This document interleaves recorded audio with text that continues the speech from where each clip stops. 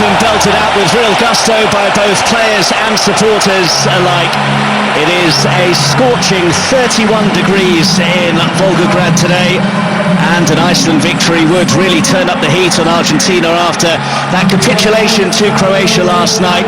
If Iceland win this one, they would only need a point in their last game against the Croats to progress and send Argentina packing. If Nigeria lose, they're out, but victory would send the Super Eagles up to second in Group D. And after being criticised for their tame showing against Croatia, there are 3 changes for Nigeria. Out go Iwobi, Igalo and Abdullahi. Leicester pair Ahmed Musa and Kelechi Iheanacho come in, along with centre-back Kenneth Umarowu, who's been on Chelsea's book since 2011, but has never played a senior game for the Blues. 2 changes for Iceland. Burnley's Johan Berg Gudmundsson's out with a calf injury. As expected, Rurik Gislason comes in for him, and the selection of an additional striker in the shape of Reading's Jon Bovedarsen shows that, as expected, once again, there is a more adventurous approach from Iceland than there was against Argentina. FN Ekoku is alongside me for this one, the former Nigeria international, and I think we can expect a more attacking display from both of these sides, given the lineups and the context of this game now. I certainly believe so. You know, there's a fantastic opportunity now to grab second place with Argentina's defeat last night and a pretty tepid performance. You know, both these nations will be hoping that they can first of all get the 3 points, and of course, you know, to put in a much needed top class performance, especially from the Super Eagles point of view. The referee has been in the spotlight more often than not during the tournament, as we saw earlier with VAR and the Neymar decision that was reversed when he went down for a penalty.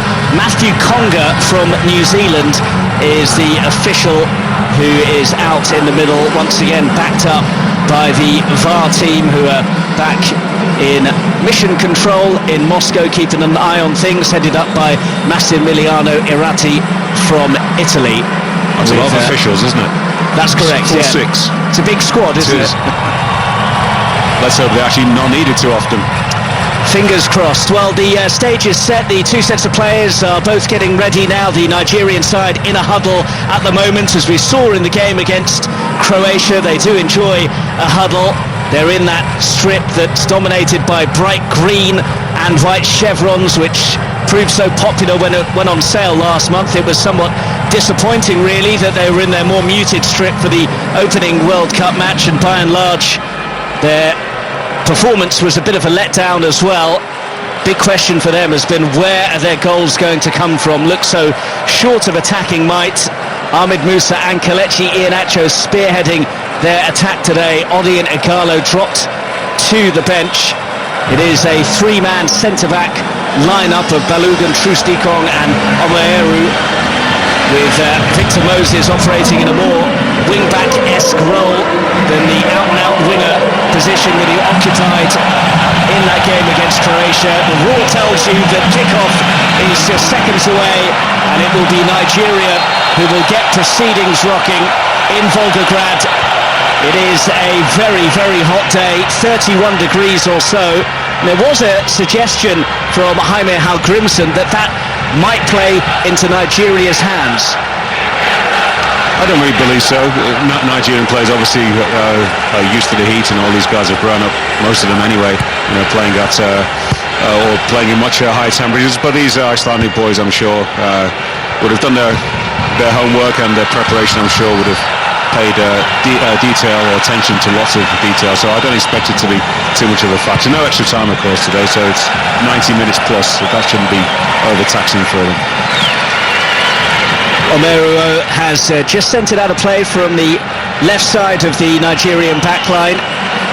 A 3-man centre-back line-up today, switching from the back 4 that Gernot Röhr employed against Croatia. There was speculation about whether he would take up that option, and also about whether John Obi Mikel maybe put in a slightly deeper role. Gunnarsson cranking up with the long throw for Iceland, which, as we've seen before, has caused problems for sides, and set pieces have also caused problems for Nigeria generally. They've eventually managed to hack this one clear, but it's just outside the Nigerian penalty area at the moment. But Matthew Conga has whistled for a free kick Iceland's way. Ito is complaining with the New Zealand referee, and Gylfi Sigurdsson has immediately come across to place the ball down. It's about 30 yards from goal in a central area, which is probably just about on the edge of his range, where he's such a wonderful striker of the ball. And Francis has always got to be extremely vigilant in these early moments. Great opportunity for him to test the Nigerian goalkeeper straight away, and set pieces are going to play a big part today, which I think is more to do with their desire than actual tactics, or even sometimes the physicality of your play. If you're determined enough, and generally you should be able to defend them quite well. Horder Magnusson is over it. The skipper Aron Gunnarsson is there as well, but Gylfi Sigurdsson looks favourite to have a strike. He's a couple of yards away from the ball at the moment, steps up and bends one towards goal, and it's fisted over the top by Uzoho, the first shot on target in the game. It was saved well by the keeper, always a save you'd expect him to make though. It will be a corner to Iceland, which Bjarnason has left to be taken. Extremely central, wasn't it, that free kick? And Sigurdsson just bent it from right to left. He's heading towards the goal, but he's a big guy and he's heading in that direction. The sun glinting into Francis Uzoho's eyes, the 19-year-old goalkeeper who only made his professional debut during the course of last season. Just a bit of funny business in the penalty area that Matthew Conga is sorting out. Corner is now taken by Sigurdsson, and it's a good gather by the 19-year-old goalkeeper. Yeah, nice confident take. Wasn't a great corner actually from Sigurdsson, but like most of the Nigerian players, Uzoho will be looking for a few nice easy touches early on just to settle the nerves, and indeed the back three especially, just to ping the ball around a little bit, get some nice early touches and to get a feel for the stadium, and just to build their confidence, to get some kind of rhythm going for Nigeria. It's with William Troost-Ekong, who is sporting a very fancy green flash in his hair, which complements the bright green and white chevrons that adorn the Nigeria national team kit that they're wearing today, the home strip that proved so popular in the build-up to the tournament. Etebo sends it wide to Victor Moses, hugging the right touchline at the moment and receiving the ball about 10 yards outside the Iceland penalty area. Forwards by John Obi Mikel, but it breaks down just outside the Iceland box, and here come Iceland now on the counter-attack, where we know that they can be so effective. Surging forwards is Gislason in the side today for Berg Gudmundsson, the injured Burnley man. He goes down looking for a free kick out of Leon Balogun, but nothing doing from Matthew Conga. Yeah, just came across and just shoulder to shoulder. It's a 50-50 collision really, and the referee was right just to play on, slight tangle of legs, but that was purely accidental. Certainly Iceland I should say, will have quite a lot more confidence going into this match after getting that point against Argentina. And of course, with them playing two strikers up front, it shows that they are not treating Nigeria with disrespect. They certainly feel more free in the way that they'll go about their business today. Nigeria have a little bit more pace in their side today. It's important that Musa gets on the ball nice and early, so it's more pacey lineup from those two. 5 minutes gone, still goalless, but Iceland on the attack here, and Sigurdsson goes for goal, and he'll be disappointed not to have forced more of a test out of Francis Uzoho in the Nigeria goal. Central area just outside the box, but it was a fairly routine save for the goalkeeper. That's a pretty good chance as well. Yeah, he's some 20 yards out, he tries to bend it, and actually moving his body from right to left, then bending it round the goalkeeper with his right foot. Should have just shifted it to the left side and shot with his weaker side. But he did it, and it was an easy save in the end. I was reading that Gylfi Sigurdsson actually ran 11 kilometres in the game against Argentina, the most of any player in the Icelandic side, which proves that he can do the dirty work as well as providing the touches of finesse for Heimer Hallgrímsson's men. Nigeria have it in the right-back area, forwards by Leon Balogun, who joined Brighton from Mainz in May. Plenty of Premier League talent on show in Volgograd this afternoon. I saw Alfred Finnbogason actually, who's starting up top for Iceland, tweeted a picture of him in a beekeeper's outfit, saying that he was ready for the game in Volgograd because he'd seen all the midgies that had been snapping away at the England players when they face Tunisia, but I don't think it's been the same problem because it's a daytime kickoff as opposed to an evening game. Haven't seen too much swatting of any of those insects so far. It's Moses on the right-hand side for Nigeria, their first meaningful attack of the game, and he's managed to win a corner out of Hordor Magnusson. As usual, Mark, control in the middle of the park will be important. Nigeria with that extra body in the middle there, playing the five across the middle. John Obi Vickers should be able to see quite a lot of the ball, and that of course will then give that little bit more freedom to Ian Acho and Musa, as I said, two speedier players to be able to make lots of runs and to stretch his Icelandic defence, not only forward and backwards but left and right. In comes the corner, dealt with well enough.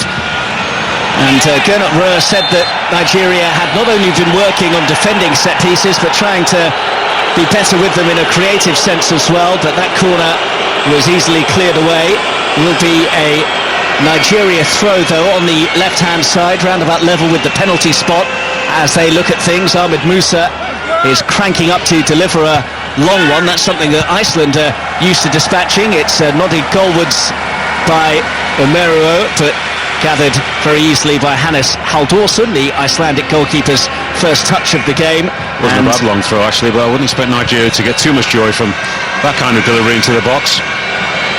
It's the voice of former Nigeria international Efan Akoku, as the Icelandic coach Jaime Hallgrímsson looks a fairly composed man at the moment, and in the pre-match media conference he was saying they're not arrogant, they don't believe that they're a better side than Nigeria per se, but he fully expects them to win this game. That's confidence for you. But as I said, after that point against Argentina, then they start to believe that anything is possible, especially after the performance in the Euros a couple of years ago. What they do have, and they have come up for some criticism, I don't know why really, is that the players believe in the system, very much like the Norwegian side of the mid sort of 90s that went to a World Cup or two. They didn't particularly like the system that they played. They played with one or two of those guys, but they're quite happy to go along with things, especially when the national team is doing so well. Players will just buy into it. Once you get the results as a coach, everybody then just comes into the squad believing just that little bit more and more. Another thing flashy about this side, get on with their job pretty well, very professional and effective when they have the opportunity in the final third. 9 minutes or so gone in Volgograd, and it remains goalless between Nigeria and Iceland in Group D. As we heard from Kelly earlier, the Argentinian side trained early today so that they could watch this game. I wonder if they do want a Nigeria victory, or maybe even a draw to ensure that neither side picks up the 3 points.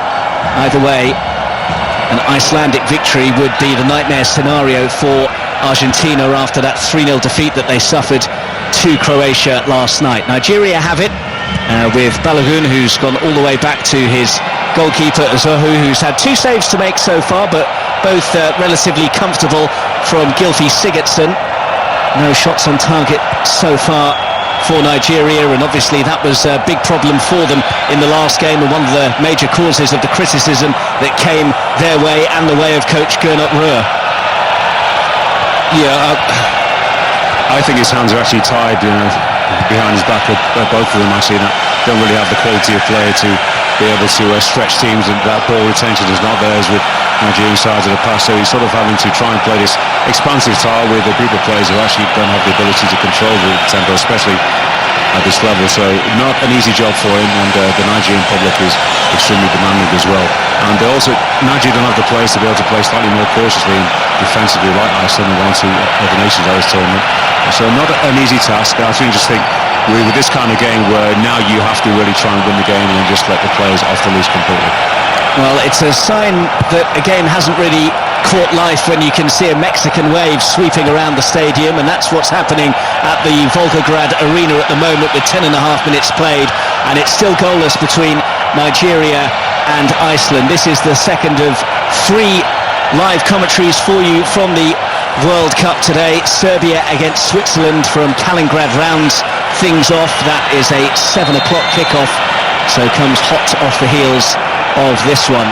And 5 Live's World Cup Daily Podcast is of course out every morning during the tournament. At the moment it's still neck and neck with Love Island at the top of the podcast charts. Today's featured an unhappy Pablo Zabaleta, as you'd expect, after Argentina's defeat. It's a new one every morning via your usual podcast provider.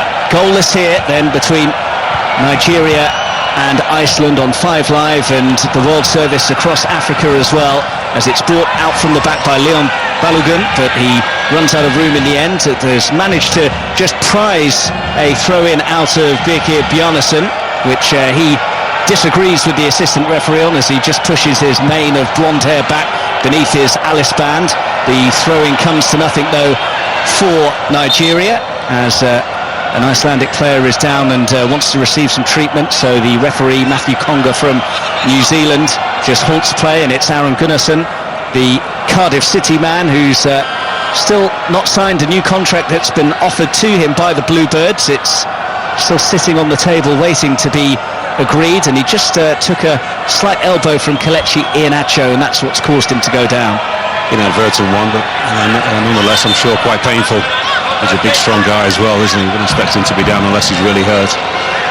It's a battle between a team that likes to play on the counter-attack, Nigeria, although they do like to have possession as well. At this level, generally, Nigeria don't have the players to control proceedings too often. So watch and wait, if you like, which is a little bit against the sort of Nigerian tradition of doing things. And then an Icelandic side who are quite happy to sit back defensively against superior sides. But as I say, with 2 strikers today, there's that ambition from them, which is nice to see, that 3 points is on the table for them to take if they really want it. 13 minutes played, Nigeria 0, Iceland 0, as we get the first reverberation, easy for me to say, of the thunderclap around the Volgograd arena. It was interesting that Hal Grimson said before the kickoff in the tournament that he's grown to dislike it because everyone started copying it after it was such a unique thing that we heard in Euro 2016. And here's the sound that you can hear right now that is going around the stadium. Yeah, I think Thor's in the building, isn't he? Well, Thor is the nickname of Bjarnason because of the mane of blonde hair that he has flowing. And the thunderclap is still going on, and the game has just lost a bit of pace after what was a fairly bright start from Iceland. And you just wonder if these two sides are a little bit unused to being on the front foot given their particular styles of play. It's going to be one of the main weapons in the Icelandic artillery we're going to see now, because Aaron Gunnarsson has the chance to propel in a long throw, which he delivers towards the penalty spot area. Causes a bit of confusion in the centre as well. Sigurdsson trying to get onto things in the corner of the penalty area. Gunnarsson heads it forwards once again. Nigeria should eventually be able to clear their lines with John Obi Mikel up towards the halfway line, but it's come back towards the Nigerian penalty area. Moses leaps to try and head away, all a bit scrappy at the moment.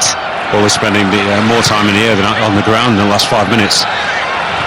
Sigurdsson now puts his foot on the ball just inside the Nigerian half and then crashes it into his own man, then goes down under the challenge from John Obi Mikel and wins a free kick. Operating in a deeper role today, John Obi Mikel, the Nigeria coach Gernot Rohr, was criticised by Jose Mourinho actually for playing John Obi Mikel in a free role, a playmaker position behind the striker, and he's dropped deeper today. But the coach Rohr pointed out that worked very well for them in qualifying, because that's where John Obi Mikel has played for Nigeria a lot of the time and actually been pretty productive there. He has been, but unfortunately at the World Cup level, which is quite a bit higher than I think Cup of Nations level or qualifies for this tournament. Nigeria will dominate most teams. John Obi Mikel will see lots of the ball. His defensive responsibilities are somewhat muted. Long ball over the top from Moses for Kelechi Iheanacho to chase. He's got to the byline, just briefly held up by Arnason. Still manages to deliver it in now, and it breaks to the far side, and Brian Odoh, who's in a promising area, and his ball in was almost met by Ahmed Musa. There's still a few challenges flying in there. Iceland just about getting their defence back organised. Odoh waiting to pick the pass. He's got 4 men in there. Curls in a decent looking ball, headed away by Ragnar Sigurdsson, and Victor Moses will pick things up on the right wing for Nigeria. Cheeky flick forwards into the box by Victor Moses. Need to move the ball a lot more quickly, Nigeria. Once Iceland gets so many blue shirts behind the ball, and it's very difficult actually to get around the back of them and swing the ball or drive the ball into the box. When defenders going backwards towards their own goal on the half turn, always more likely to send it goalwards. Could be an own goal, could be anything, but Nigeria just a little bit slow with the way they address things in the final third at the moment. Victor Moses takes a throw for Nigeria about 30 yards from goal as they look at it, and he's managed to prize another throw out of Iceland. Usually, it's only have to use a speed ball, not actually running with the ball, but actually the way they can shift the ball when the tempo is really good for Nigeria. At the moment, that's the only way really to get this Icelandic defence on the back foot. Throw is going to be taken by Wilfred Ndidi. And again, he's going to get good distance on that, but towards the 6-yard box there wasn't a fellow green and white shirt in a good area. Indeed, he gets onto the clearance though and whips in another ball. Again, the quality was lacking though. Yeah, not only that, it's from 20 yards from the goal line, unless you really get to that byline. And defenders can see the whole, they actually get themselves on a half turn, see all the play, see the ball as well, and defend it pretty well. And Iceland do that as well as any team in the tournament. Iceland playing their way out from the back nicely, and Alfred Finnbogason, who scored in all of his last 3 appearances for Iceland, was in a promising position, but deep in his own half is dispossessed, and John Obi Mikel has it for Nigeria now. Early pass forwards, again though, comes to nothing, and neither team really showing too much composure or quality on the ball at the moment. And there was the theory coming into this that with both sides normally adopting quite defensive and stoic approaches to games, that they might struggle to get themselves on the front foot, and indeed that Iceland might struggle with the tag that they've adopted for this particular game of being the favourites. Yes, there'll also be that little bit of fear as well, that Iceland to start with in a very good position, 1 point already. If they take one more now and going to the final game against Croatia, that extra point in itself could be enough to see them through to the next phase of 3 points. And Nigeria, it's not quite do or die. 1 point will still keep them in the game.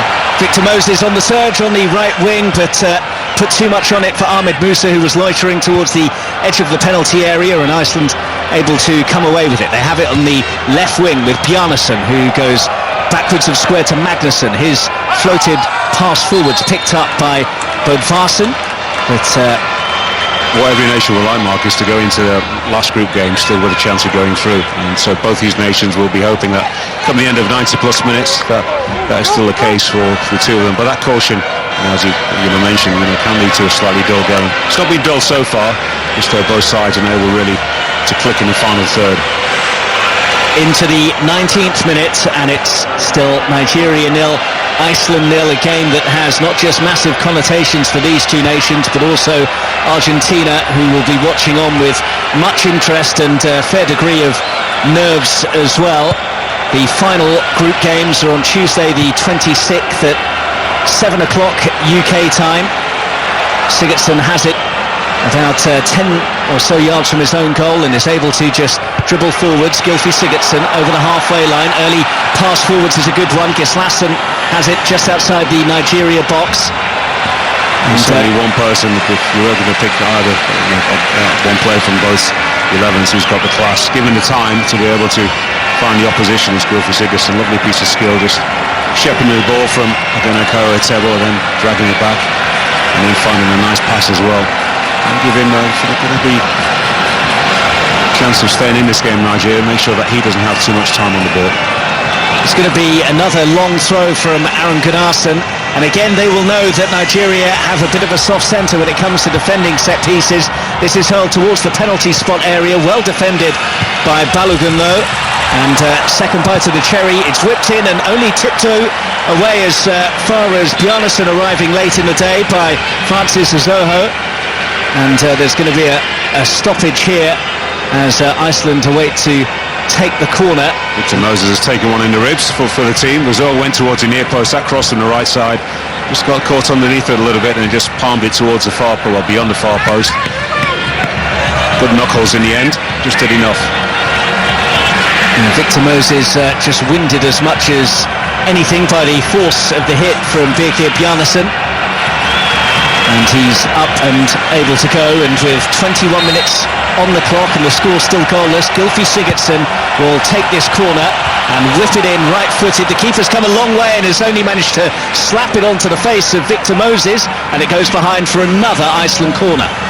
He did enough. I think that's good goalkeeping, actually. Any ball that is within range, come and really remind these Icelandic players that he's there to dominate the area. And he ended inadvertently. That touch with the palm onto the face of Victor Moses out for another corner. The same with the long throws as well. As long as the ball is not too flat. If it's a loopy throw in, then he's got to come and claim it if possible. Sigurdsson will deliver once again. Gylfi Sigurdsson, the key man for Iceland, only missed a minute during their qualifying campaign, and it goes from the Everton man, and it's headed away well by Leon Balogun. It's a good test for Nigeria at the moment. Iceland are dominating proceedings, a couple of corners, some throw-ins. And Gylfi Sigurdsson with a good piece of work out on the right-hand side, releasing the run of Rurik Gislason. And eventually Gislason dispossessed, but he's won it back on the right side of the pitch, deep in Nigerian territory. But a foul just shy of the halfway line committed by Holder Magnusson has given Nigeria possession, and perhaps just a chance to reassemble after a bit of a head of steam was built up by Iceland. Yeah, nice set if you like, of corners and free kicks and a little bit of possession from Iceland, but that's good for Nigeria. To be able to repel those attacks will give that back three in particular and the goalkeeper just a little bit more confidence, and of course that will translate further forward to the field and try and get the passing going from the Super Eagles. Midway through the first half in this Group D encounter in Volgograd, Nigeria 0, Iceland 0. Iceland with the better opportunities. 2 efforts from Gylfi Sigurdsson, saved by Francis Zoho in the Nigeria goal.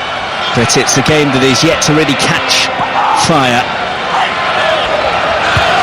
Forwards towards halfway for Nigeria, but Iheanacho unable to make anything of it. Ragnar Sigurdsson in the right place for Iceland, and now back to Holder Magnusson, left back position, tries to dribble out from the back and then decides to knock it backwards towards Kari Arnason, who goes route one, and there's a foul that has gone Iceland's way after the challenge from Umeruo. Just mistimed his jump. I don't know about the officials here, certainly the referee saw it. Nice to get the free kick. So it's going to be a free kick about 15 or so yards into the Nigeria half, and again Gylfi Sigurdsson will be the man to deliver it. So far Nigeria have looked a bit better in terms of defending set pieces than they did against Croatia. Sigurdsson with this latest one, which is towards the penalty spot region. Again, Nigeria... It's testing, isn't it? Even from 40 yards away, Sigurdsson can put lots of bend and whip on that ball, and it becomes a goal-scoring opportunity if somebody can just make a run across the face of one of the Nigerian defenders. They're not relaxed for one moment on the ball from that kind of range. It's the voice of former Nigeria international Efen Akuku on 5 Live and across Africa on the World Service. Let's just head across to Royal Ascot and get the result of the Coronation Stakes from John Hunt. Mark, trainer Jessica Harrington has won all of the big prizes in jump racing. She has just won the Coronation Stakes with her wonderful filly Alpha Centauri. She had earlier won the Irish Guineas at the Curragh 3 weeks ago. Here she has been the most impressive winner of the week so far, winning by 6 lengths. She was the 11-4 favourite, beating Threading at 7-1 and Frankie Dettori's Mount Voracious at 14-1 in 3rd place. Thanks very much, John. Ahmed Musa has been galloping away on the left-hand side and whipping in a ball towards the 6-yard box, which Iceland are able to defend. John Obi Mikel tosses it into the centre again, but that should be easy enough for Rurik Gislason. It wasn't a bad ball actually from John Obi Mikel. Just clips it to always look at where the ball bounces, just right on that angle of the 6-yard box. Looking a little bit frustrated early on. Nigeria not been able to fashion one opportunity. 25 plus minutes played. I've got no truck at all with the way that Iceland plays. These group of players play. They know their job, as I mentioned earlier. Very similar to the Republic of Ireland, if you like. A couple of World Cups in the late 90s, early noughties. Functional team. but one or two players who can just make a little bit of a difference given the opportunity to create stuff, but all happy to do the jobs that have been designated by the coach. And so far for them, so good. 2 tournaments. Nigeria 0, Iceland 0, with 26 minutes played in Volgograd. The final games in this group on Tuesday the 26th of June at 7 o'clock UK time. Iceland against Croatia in Rostov. Iceland beat Croatia en route to topping their qualifying group, so they've got that in the bank already. Nigeria up against Argentina in St. Petersburg, and Nigeria did see off Argentina in a friendly in November. There was no Lionel Messi in that game, but so far Messi hasn't made much of an impact in the tournament. Throw for Iceland halfway inside Nigeria territory, floated forwards from the deck by Gunnarsson, asking quite a lot of Bodvarsson to do anything with, though, the Reading striker, and it comes through harmlessly enough to Francis Azoho in the Nigerian goal. Azoho will just drop the ball at his feet and then send it long upfield towards Kelechi Iheanacho and Musa both in the side today, but struggling to make any real impact so far. Yeah, Nigeria not seeing enough of the ball in the final third, and it's on occasions like this where I certainly thought today there was a great opportunity to play Simeon Wankwa, the big striker from Crotone, all 6'5.5" or 6'6" of him, just to give Iceland a little bit of a taste of our medicine. Certainly will be effective in the final third, attacking any kind of set pieces or some good crosses that have come in from Nigeria so far. Nobody really, Iheanacho and Musa, able to deal with that kind of service. John Obi Mikel on the ball at the moment says he's under a bit of extra pressure to do well because he's got a Russian wife, so there'd be some comments coming his way if Nigeria flopped at the tournament, given that it's obviously being played in his wife's homeland. Deep inside Nigeria territory at the moment, and it's another long hopeful pass over the top, and it's a pretty woeful one as well that Victor Moses had absolutely no hope whatsoever of getting on the end of, and it harmlessly drifts behind.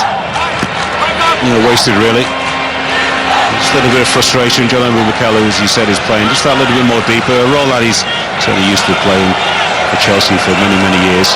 I think he always feels the weight on his shoulder more so than most of the other players. Wearing that number 10 as well doesn't help.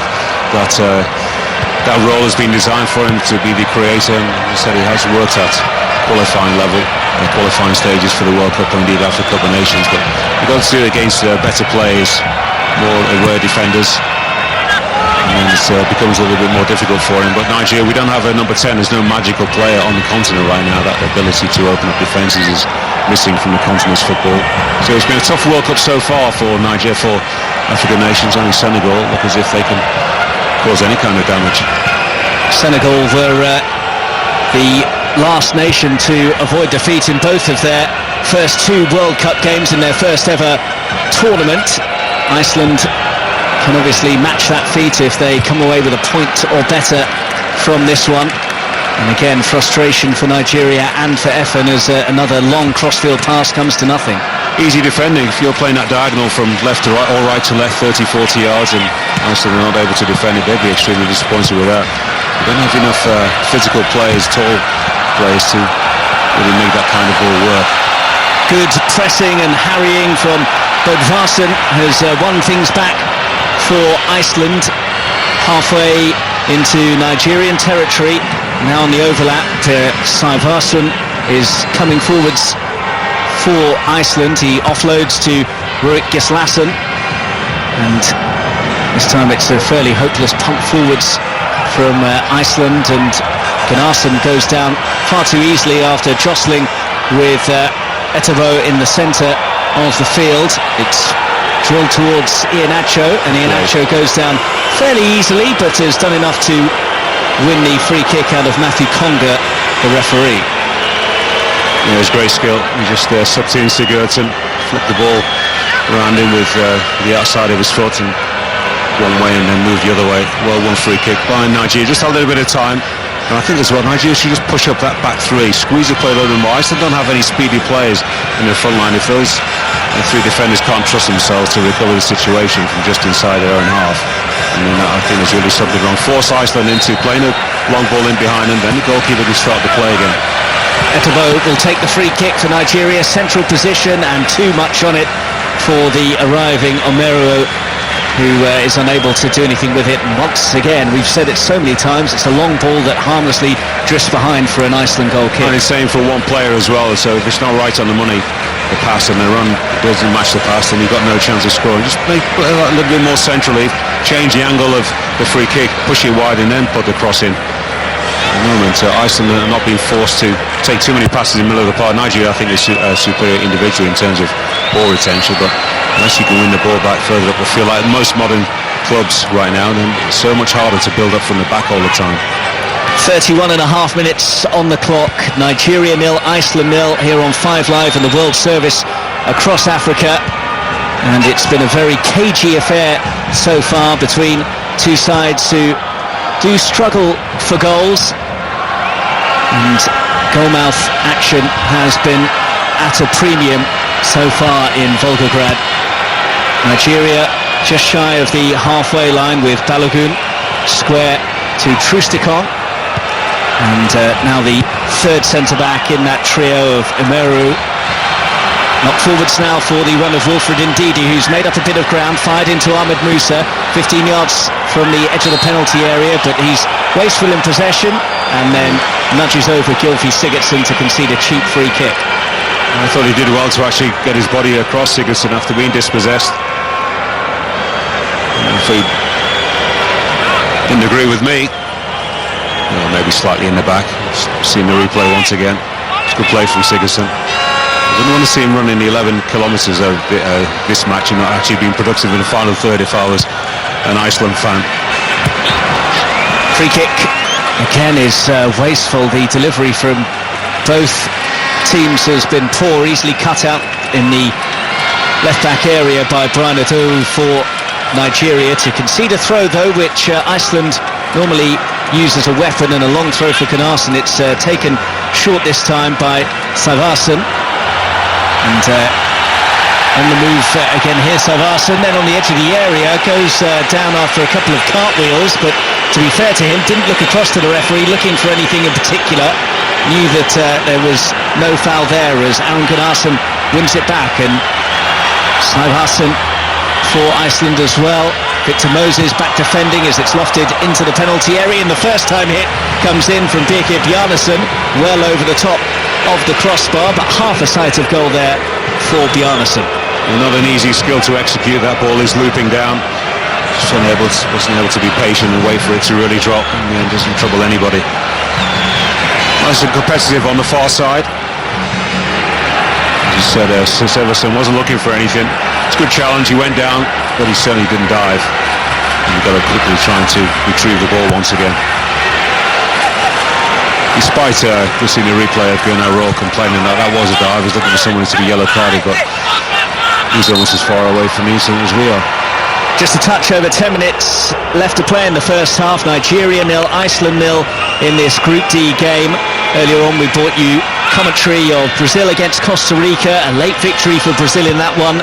And the other game in that group is coming up at 7 o'clock, full commentary of Serbia against Switzerland with Alistair Bruce-Ball and Phil Neville. Don't forget as well that the World Cup Daily podcast is available every day for you. It's still neck and neck with Love Island at the top of the podcast charts. I'm sure that Effen's probably keeping Love Island up towards the top end of the rankings. Today's episode featured an unhappy Pablo Zabaleta, and you can hear that new and fresh every morning via your usual podcast providers.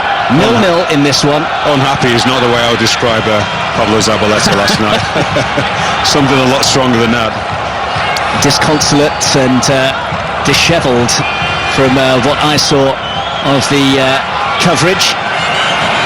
Plenty of space now on the right-hand side for Savarsson to exploit. Goes for the early cross, which is dangerous, and arriving at the far post was Birkir Bjarnason. Couldn't quite sort his feet out though, and the ball just sweeps away and out for a throw to Nigeria. In fact, it got a touch, just a small touch, of Leon Balogun. It's a very good header from him, which took it out of the run of both Bjarnason and Bovarsson, who were both arriving and looking to get on the end of it. So it will be a throw for Iceland on the left side. And again, It's going to be a long one. This time Hoda Magnusson hurls it in, and Nigeria do well to defend it once again. And if there's one positive they can perhaps take from the first half so far, it's that they've been able to defend those better. Every single set piece, whether it's been a corner, free kick or throw-in, so far there's been a green and white head that has been, shirt I should say, that's been on top of it, and defending the second ball as well, which is so important. So far, certainly whatever work they've done on the training ground is paying dividends. And these games, Mark, which you've got two evenly matched sides, both close in the group, one with 1 point, one with 0 at the moment. They are very much an exercise in concentration, because you know that one error, no matter how far up the field, sometimes it could be the wrong pass taken when you're actually attacking. Suddenly the other team goes down and counter-attack and scores. Can and very often is the difference between you winning and losing the match. Free kick in a good area for Nigeria now, after a long ball over the top towards the right side as Nigeria looked at it. Ended with Hoda Magnusson just shoving Victor Moses in the back. It was a needless foul really, and it was right under the nose of the assistant referee, so it was always going to be given. It was just a little touch, and Victor Moses is not shy in going down when he's touched slightly. He spent so much time on the floor against Argentina. It was quite embarrassing in the end, but certainly the pass move was brilliant. Just gave him the opportunity to get onto it, and that forced the defender into that slight error. Kelechi Iheanacho is stood over the ball. The Leicester City man is going to whip this one in left-footed. It's a roundabout level with the edge of the penalty area, but tight to the right touchline. So Iheanacho over it. What can he deliver? It's a poor ball, but he's got a corner out of it.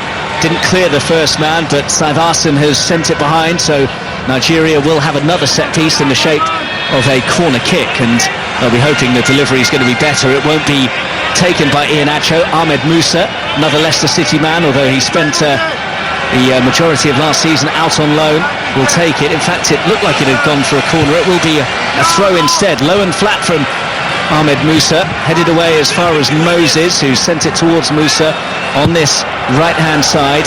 Takes a touch to steady himself before sending a deep cross in. It's too deep for anyone and drifts behind for a goal kick. Once again, the set piece wasn't good. Musa's come over to take one or two long throw-ins. They've not been over a good standard so far, and Iceland defending it well at the near post. And he swings the ball back in, and the closest to it, John Obi Mikel, not noted for his heading.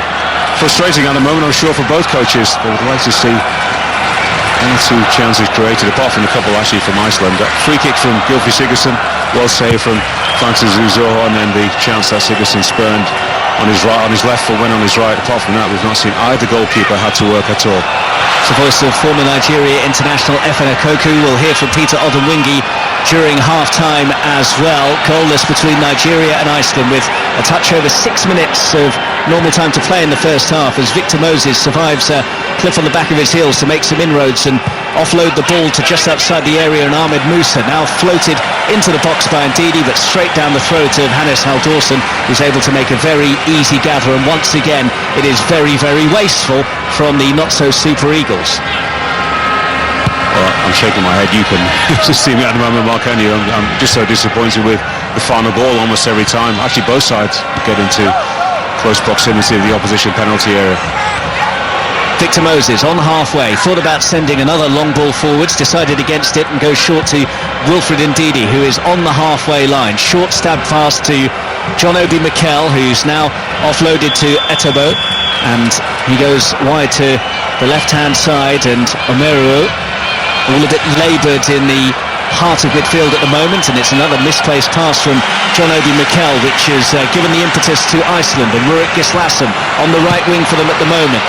Plays it infield, heavy touch from Alfred from Bogerson, and the offside flag is up against Ahmed Musa after a quick ball forwards towards him, and it will be a free kick for Iceland just inside their own half. Well, that was tight. We've seen the replay. Looked onside actually in Iheanacho when he received that ball. Sorry, Musa. Just waiting for that mistake, that error, really, sometimes to open up the game. We saw it last night, Argentina against Croatia. Willy Caballero trying to cheekily plug the ball over Rebic, and he got punished for it. Good header down by Bodvarsson and blasted across goal by Bjarnason, but there was nobody in a blue shirt arriving. Gislason has kept it alive for Iceland, out on the right-hand side. Goes backwards to Saivasan. Infield to Gylfi Sigurdsson, about 5 yards outside the penalty area, got away from the challenge of Ndidi, but then run into traffic, and Nigeria have it back with Iheanacho, who's now on the halfway line for Nigeria. Again, nobody giving him an option, and Iceland with good organisation, as we've been accustomed to seeing from them, and plenty of men back behind the ball, and Nigeria have to start again. They've been forced to be patient. There's not enough drive in the final third, and lots of blue shirts get behind the ball very, very quickly. Goalless between Nigeria and Iceland, with 3.5 minutes of the first half to play here on 5 Live and the World Service across Africa on the BBC. It's a game that has so much riding on it, and you wonder if that is what has contributed to the cagey nature of it. Slightly better pass forwards for Ahmed Musa to chase on this occasion, but he's been a bit too robust in the challenge on Hannes Halldórsson and has nudged over the Icelandic goalkeeper, so it will be a free kick pretty much from on the byline. It wasn't a bad ball actually from John Obi Mikel. He just slightly overhit. He actually turned his body the wrong way, did Ahmed Musa. Didn't see the ball quickly enough. He's speedy. It would have been tough for him to get onto the end of it anyway. But at least John Obi Mikel was looking forward, and his first thought was to try and find one of his strikers. Iheanacho, about 10 yards outside the area, has sent it wide to Victor Moses. His first time cross in, takes a deflection of Horda Magnusson, so it will be a Nigeria corner with a couple of minutes left to play in this first half. And can they force their first effort on target of the game from it, because Hannes Halldórsson hasn't had a save to make as of yet. I think we're due on, nearly 43 minutes played. Got to be that first man, however, on the near post. Or at least, even if he doesn't beat him, force him to head it back for another corner. Don't allow him to head it 20-30 yards. It's Kelechi Iheanacho to take, and it's another very, very poor delivery over everyone, and curls behind for a goal kick. He beats everybody this time, first and the last man. It's a disconsolate Nigerian fans we're seeing in the stadium at the moment. One guy's almost falling asleep, isn't he? Can't really blame him, I have to say. It's not been riveting fare so far, but you would have thought that both sides in the second half will know that the 3 points are there for the taking, and what a huge step that could be towards a place in the last 16 if they were able to push on. But you do get the feeling, as Efan was saying, it could come down to a mistake rather than a moment of brilliance, given what we have seen so far. There's a foul out on the right-hand side on Bodvarsson, the Reading striker, just clipped by Brian Adowu, who can't believe the decision from Matthew Conga, but having seen the replay, he didn't get any of the ball and did get a lot of Jon Bodvarsson. Yeah, his trailing leg, the right foot, just stuck it out behind him, cleverly trying to disguise that to the referee.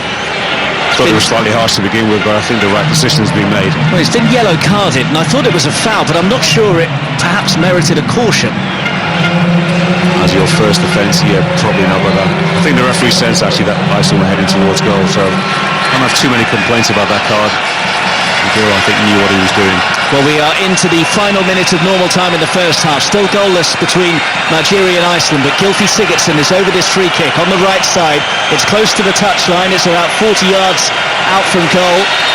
What's his delivery going to be like here? He's got 6 blue shirts in and around the Nigeria penalty area to aim for. It's a good whip delivery and just goes past all of them and behind for a goal kick.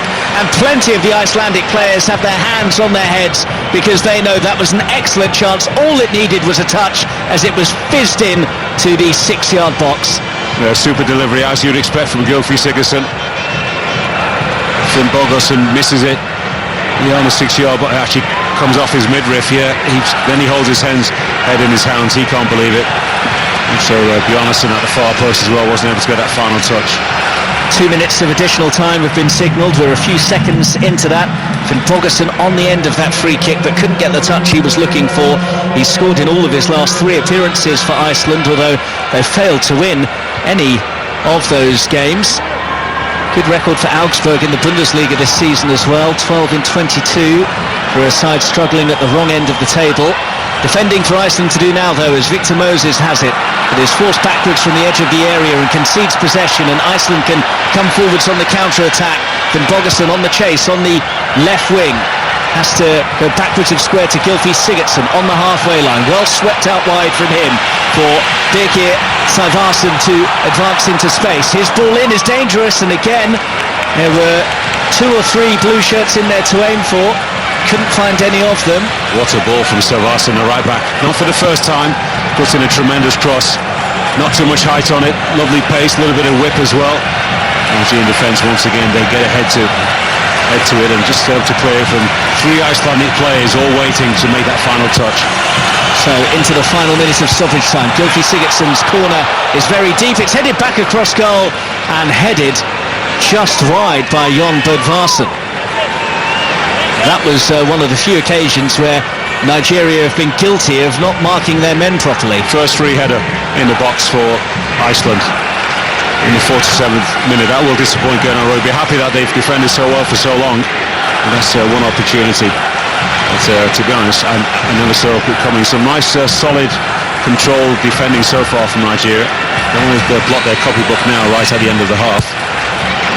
Goal kick will be taken by Francis Zoho, who made a couple of comfortable saves from Gylfi Sigurdsson early on in the game. Those the only real efforts on target of note, and he has to come out quickly here as the header back to him was nearly pounced upon by Jon Bödvarsson, but the whistle goes from Matthew Konga, and it is all square at the break. Nigeria 0, Iceland 0, and neither side really getting going so far, effort.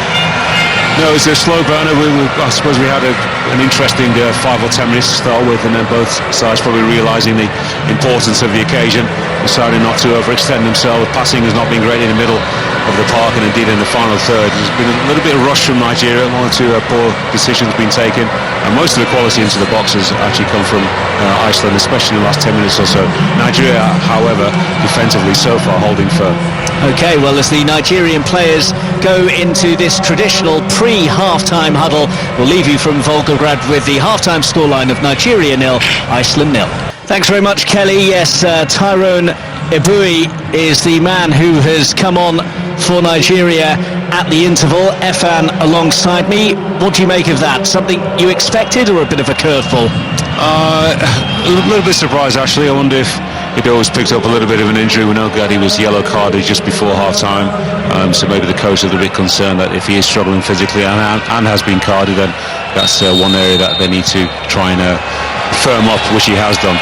Well, as you can hear, the whistle has gone. The second half is underway, goalless between Nigeria and Iceland. Such a big game in the group. If Iceland can win it, then just a point from their final game against Croatia would see them through and eliminate Argentina. But they have defending to do here. The first effort on target from the Nigerians. Etebo surging through the centre, letting fly from the edge of the box, and it was gathered by Hannes Haldórsson. That's a shame. At least a shot on target. The opening seconds of the second half from Otero travelled a long way unchallenged. Just not able to strike that ball cleanly, which is a shame. He'd be disappointed. It didn't really test the goalkeeper. First shot in anger in the second half then is from Nigeria. They have failed to score in 6 of their last 11 World Cup matches.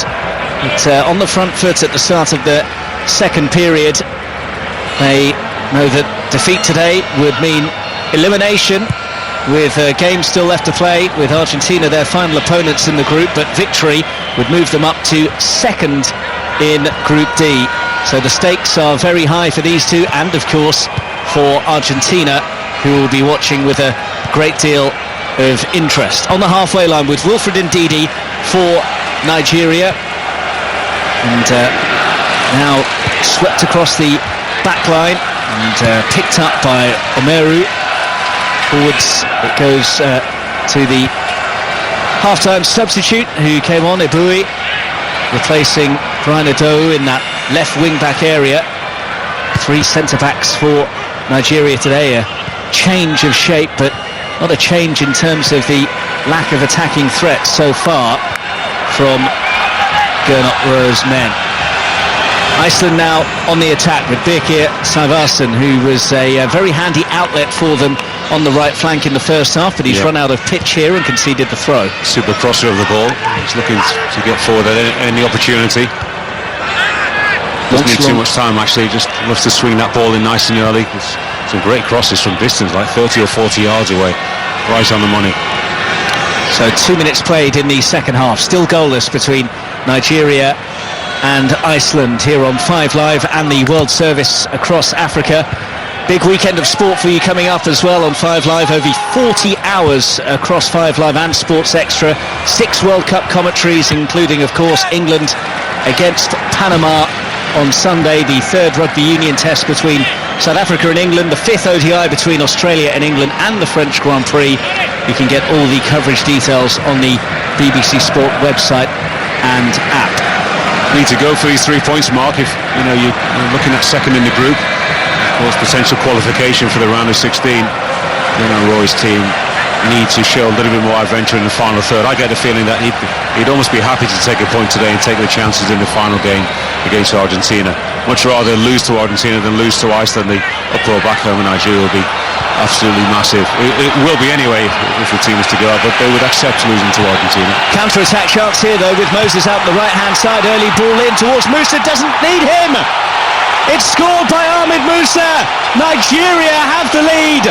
Plucked it out of the air, brought it down brilliantly and crashed it beyond Hannes Haldorsen. And after so much talk about how Iceland can hit on the counter-attack, Nigeria in the blink of an eye go from one end of the pitch to another, and a super strike by Musa has put the Super Eagles in front. Nigeria 1, Iceland 0. Well, finally Nigeria showing some of the attacking ability that we know they have. Super break. There's the speed I was talking about. Ian Atcher involved on the halfway line. Turns unchallenged from the corner. It's a decent ball in from Victor Moses, right to left. The touch from Musa is absolutely sublime. He's almost off balance, facing the wrong way. Cushions it for himself. Brings it down on the half volley and strikes it into the roof of net past the goalkeeper. He's got absolutely no chance from 8 yards out. Super break and a brilliant finish from Ahmed Musa. And there's the Russian-based player. That's a great finish. Iceland undone on the counter. Well, he's one of only 5 players to have World Cup experience in the squad. One of the older heads.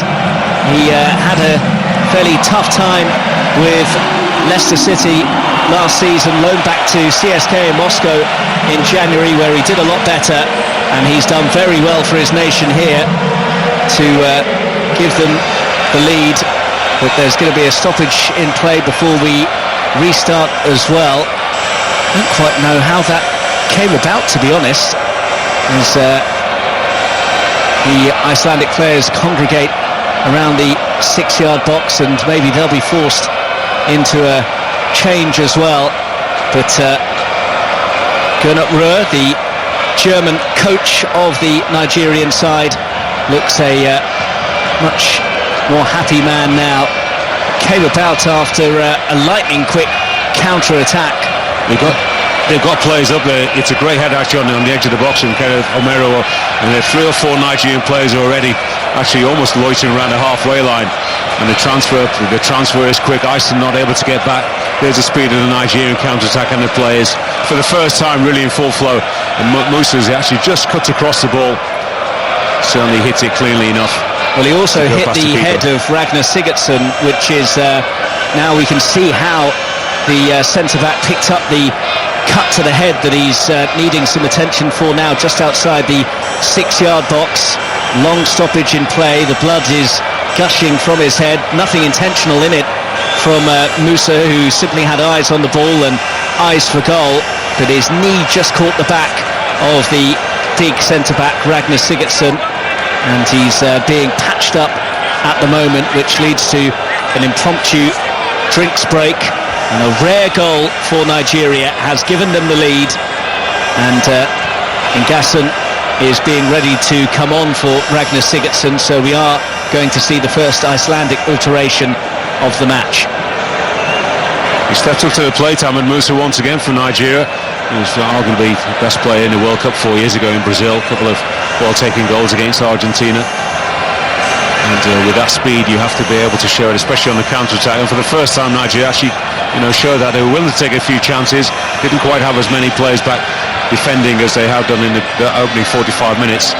And sometimes things will just fall for you when you just take those extra chances. That desire to get forward, as I said, take a few chances. If speed-wise you're able to recover, and then it's always worth the risk.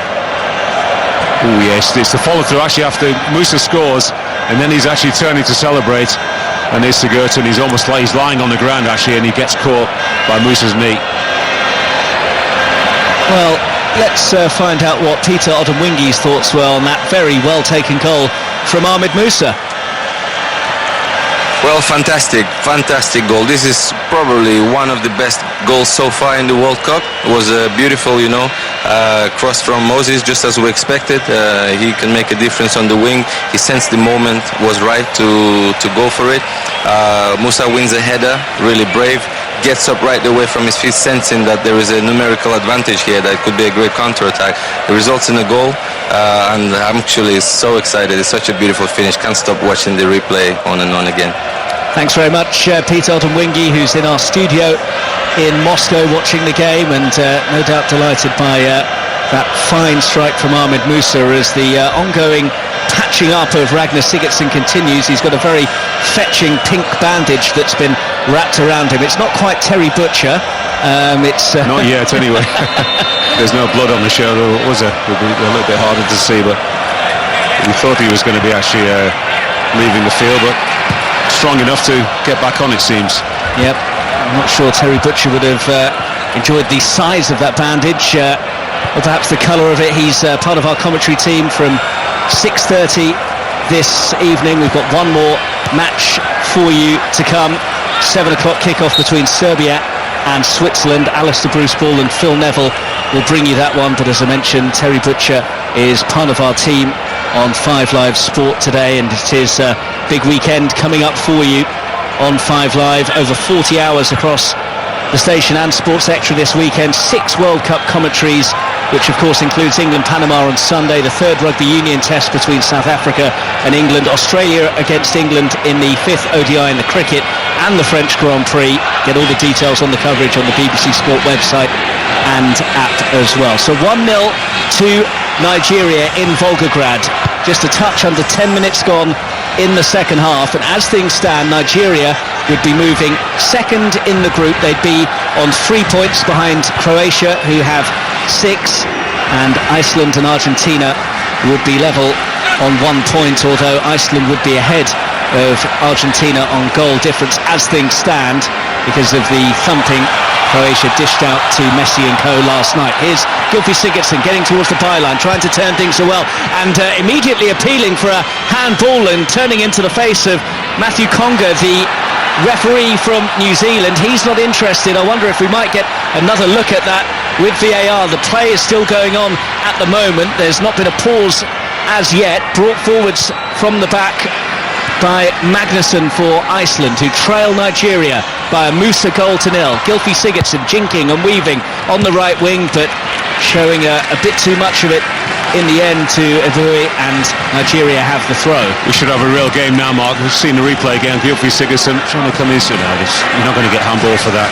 Well, you say that, but Poulsen was penalised for Denmark, wasn't he, when there was no real intention in it. The spotlight is on the referee at the moment, and he is saying to get on with the game, so we aren't going to have any kind of review at all. And of course the officials back in Moscow would have taken a look at it anyway. No, Tyron Naburi has actually got his back through to the ball. He's trying to turn to face Sigurdsson. The ball hits his elbow and bounces down. It's worth a shot, of course, as you would expect from any pro player, especially when you're a goal down. But the game is actually fantastically set up now, isn't it? Iceland will have to come forward looking for that equaliser. Nigeria now have just got to show the same kind of defensive resolve they showed in that first half in the second, and look to play counter-attacking football without sitting too deep, too far back, because Iceland are very good with their set pieces.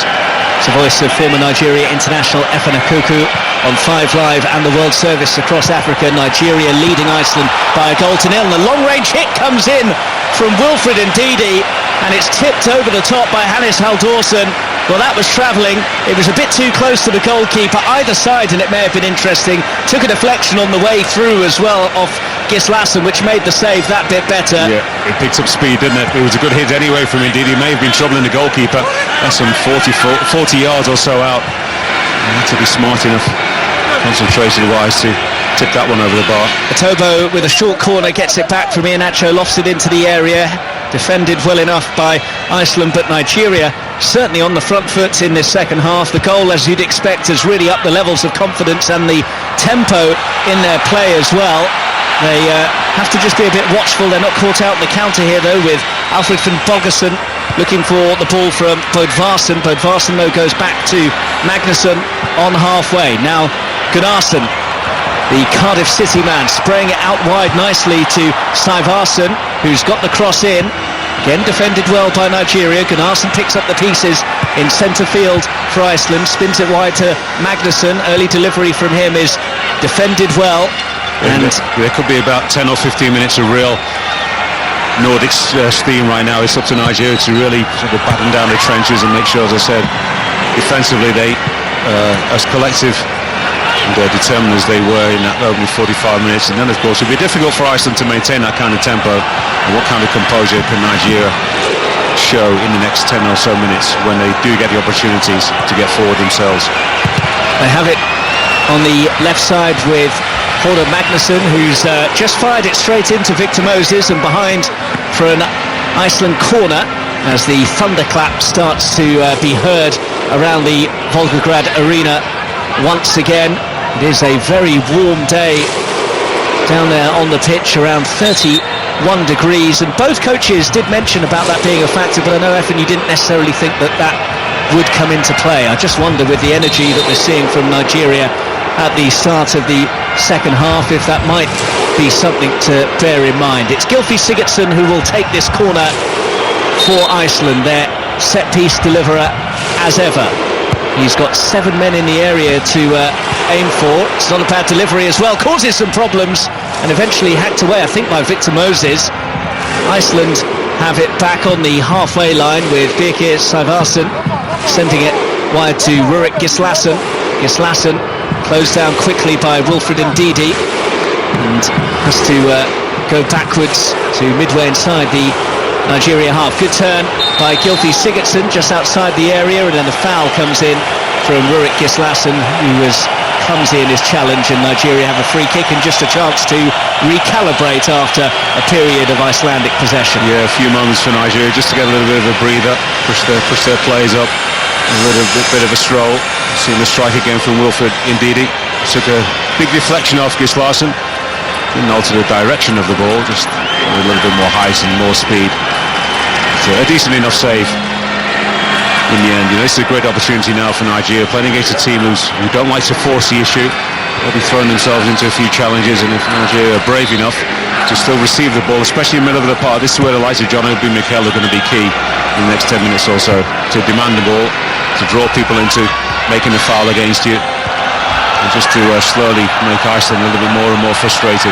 Nigeria 1, Iceland 0, with just over an hour played in Volgograd, and Nigeria heading up to second place in Group D, ahead of their final game against Argentina, which would leave them, if my maths is right, needing a point to qualify, because then Iceland wouldn't be able to finish above them by virtue of the head-to-head record.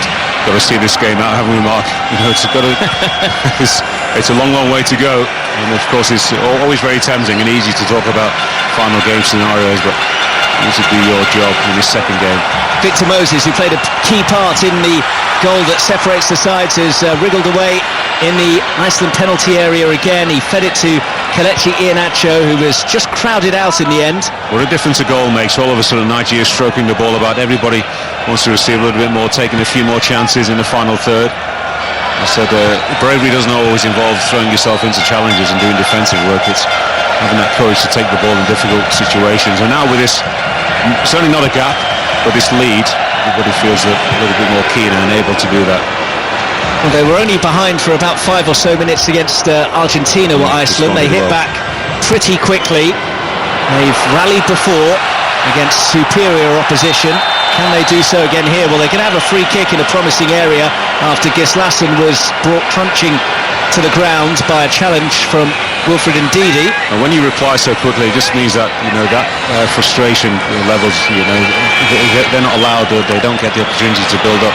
15 or 20 minutes being behind at this level, and it can be very frustrating. So Nigeria so far have held out for longer than that 5 minutes, and the longer you frustrate the opposition, the longer it takes for them to get back on level terms, the more and more desperate they become. Once again a set piece, some 35-40 yards out from goal, and when Sigurdsson is on the ball, you can never rest. Yes, Gylfi Sigurdsson, who got 4 goals in qualifying for Iceland, their top scorer during their successful campaign, is poised over it. It is a long way out, as Efan was alluding to. It's slightly right of centre as Sigurdsson looks at it. He's accompanied there by Horde Magnusson, who has got quite a strike on him as well, but it's always likely to be Sigurdsson from this kind of distance. And Sigurdsson goes for the cliff into the area. It's too close to the keeper though, and gathered very easily by Zoho, who has been by and large a spectator in this second half. He has, and if he's had to deal with anything, he's done so admirably.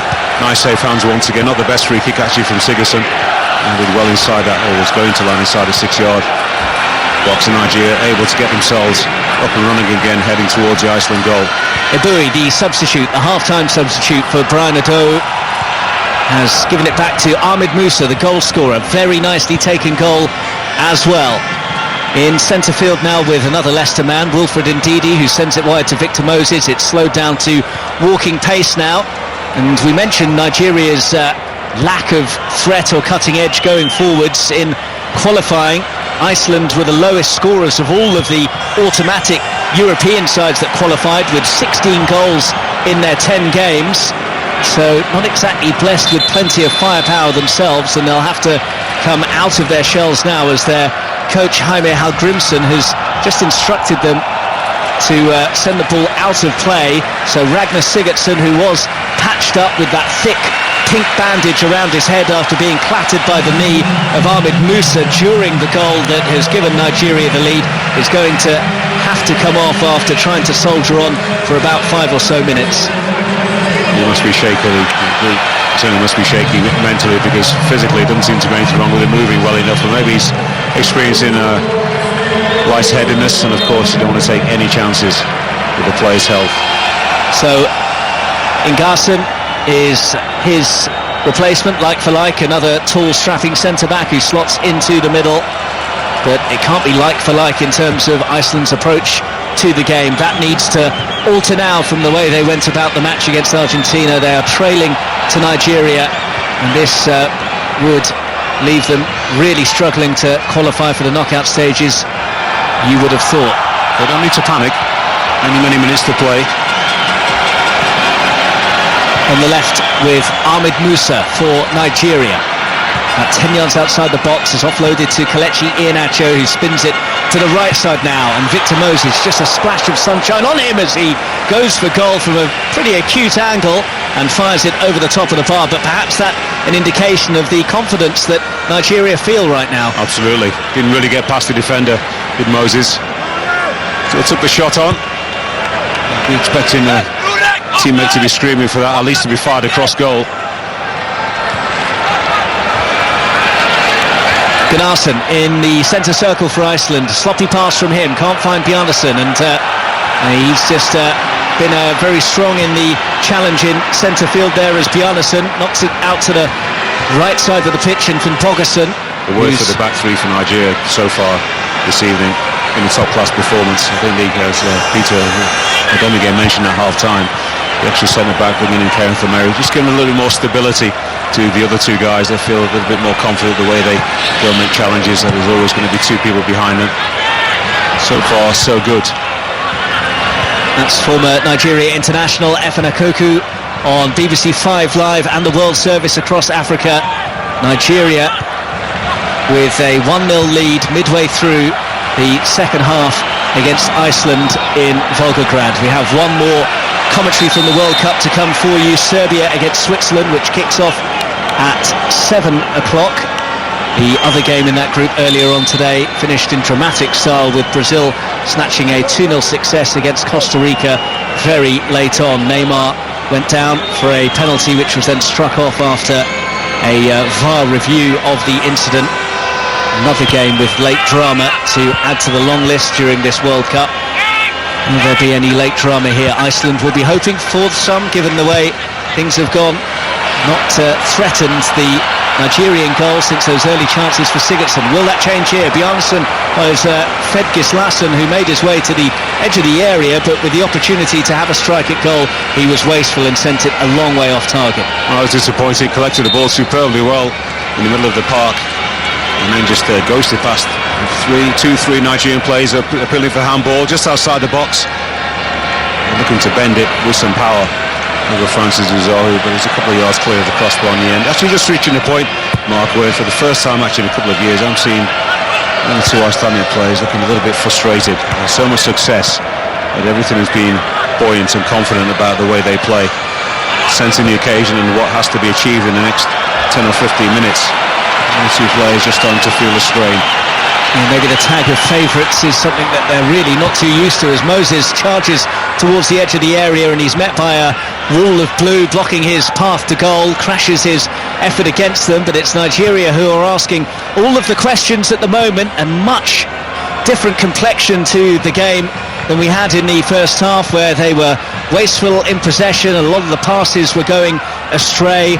There's a bit of a strut and a bit of a swagger about them, and certainly a lot more attacking intent. And they're on the attack again here as well, through the centre with Etebo, and he wastes that opportunity, but so much room afforded to him there in the centre. I don't know where the Icelandic central midfield was. They went chasing the ball in the final third, and a clever little reverse pass from Jonathan Mikel set Nigeria on the way. He used that word wasteful, not for the first time in the last couple of minutes. That time it was Etebo, a couple of minutes earlier it was Victor Moses. When you've got so many players up supporting you, 3 or 4, do not take the waste or not make a wasteful decision, because one poor pass, all of a sudden 4 or 5 you have to then recover. So if anything, get round the back of the defence if you can. If it ends up then being drilled across the goal and out for a corner or throw in, people have got time once the ball goes dead to get back.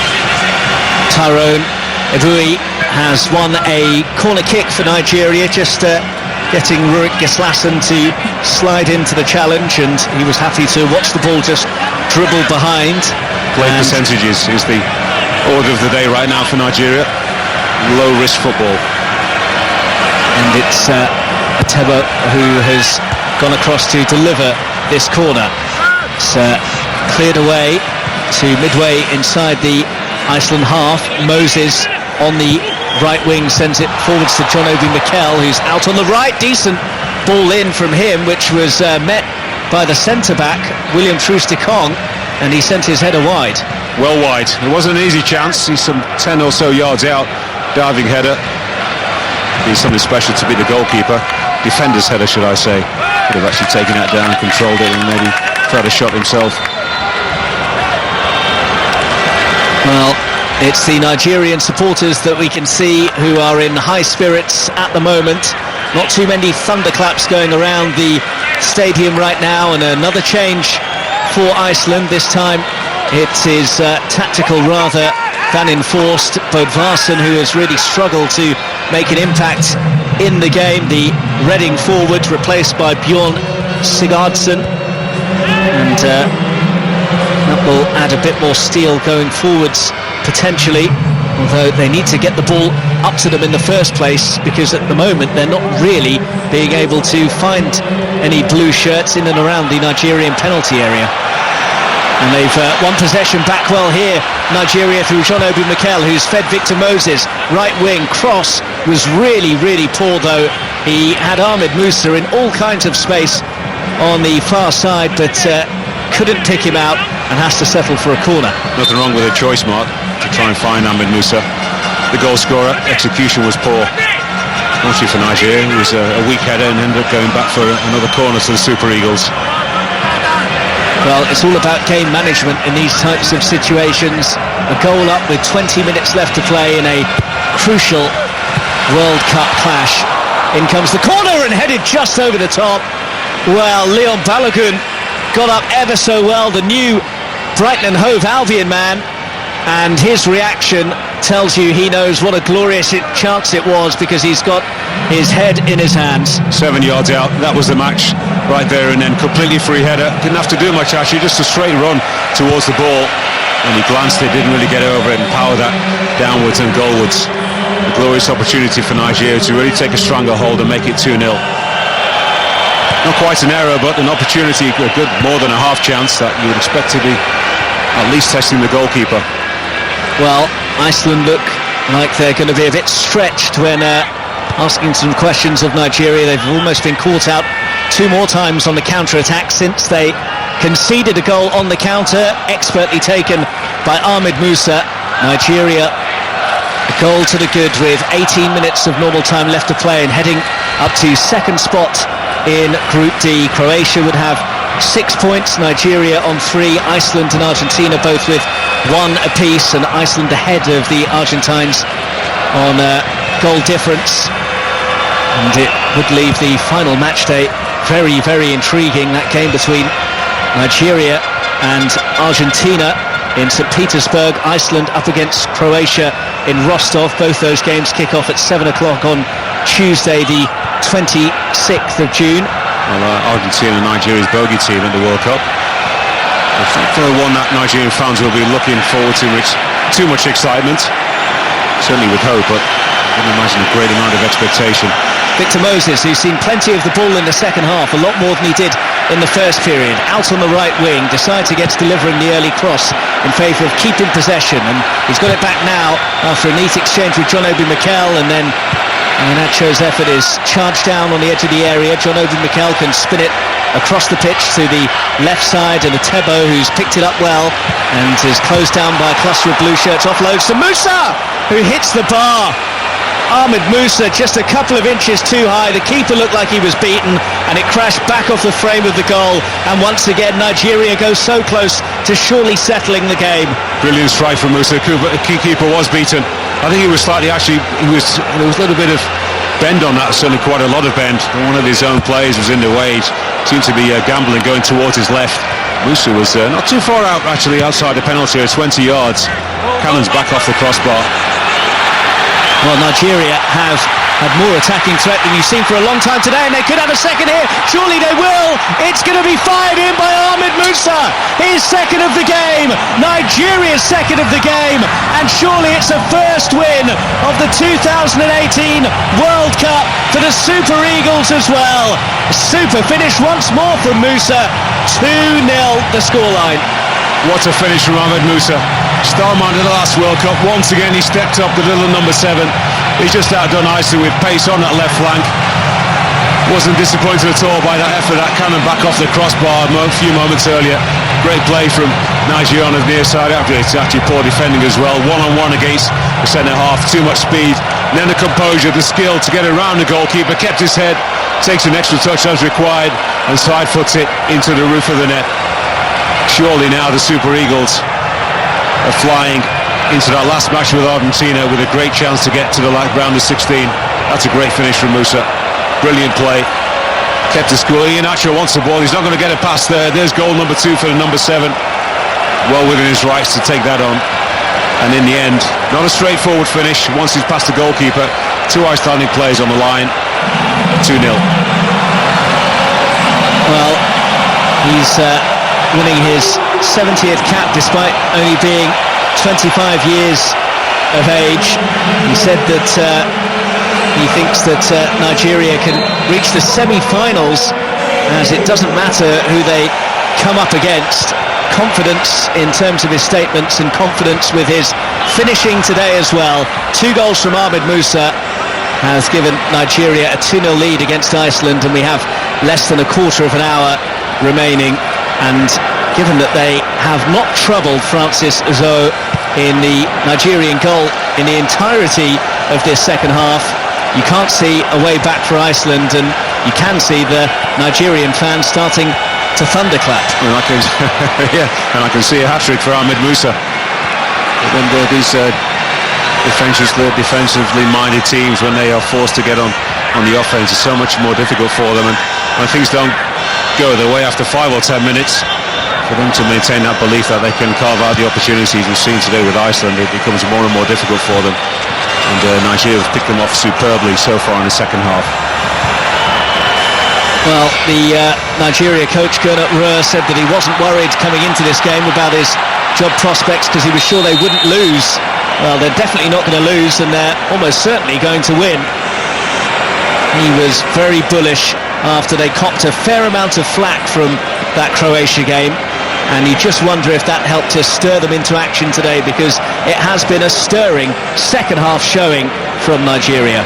Yeah, it's been one full of confidence, belief in what they're doing. Of course, the goal will help. That brings out the true potential of the side. Musa got around the back of Silverson. Anderson, the number 14, big central defender. Once Musa's control was tight and he was able to get his body across him, there was no stopping him. And then it was to do the hard part, get around the goalkeeper and the finishing stroke. Nigerian fans joyous at goal number 2.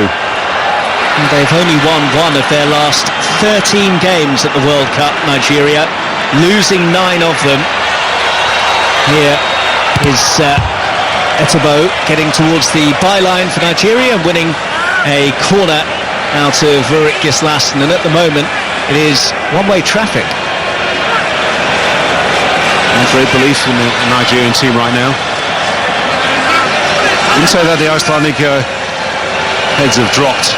Certainly they're looking shorter and shorter on ideas. The question of Nigeria just seeing out the game in terms of concentration. At the moment looking for goal number 3. In it goes from Etebo and cleared away as far as the edge of the area. Etebo's waiting for it on the left wing again. Musa plays it forwards again. 2-goal Ahmed Musa, both very nicely taken as well. Ndidi, another Leicester City man, is on the charge, just runs into a bit of traffic though. There's pause from the Icelandic players as they were waiting for a foul to be awarded the way of Bjarnason, which it wasn't, so Nigeria still have it, and they just need to be sensible now with only 10 or so minutes left to play. But they're hungry. Yeah, looking for that 3rd goal, Mark, which is great, but I just want to see more and more unselfish play from Nigeria. Keep the ball moving, keep Iceland chasing, trying to retrieve it as close to their own goal as possible. Maybe a chance to make it 3-0. Sigurdsson trying to make things happen, and of all people, Sævarsson has got forwards for Iceland. They're asking for a penalty now as well after Finnbogason went down. The referee has said goal kick for now, I think, has he? Well, that's a silly challenge. It's a risky challenge. Abroy is the guilty man. Who's a little bit of indecisiveness between himself and I think that's a penalty, looking at the replay there. It does look like one. Yeah, it does look like a penalty. Well, at the moment, it's a goal kick, and the referee now has been told he might want to take a look at this. And I think when Matthew Conga, the New Zealand official, goes across to have a look at the screen by the halfway line, it's going to be a penalty. He will decide to award a spot kick to Iceland and give us a grandstand finish. So Matthew Conga, after advice from the VAR control room, has gone across to that screen, which you will have seen plenty of times in action. We saw it used to good effect earlier on when Neymar went down looking for a penalty which was initially given, but on review the referee changed his mind because it was a clear dive by Neymar.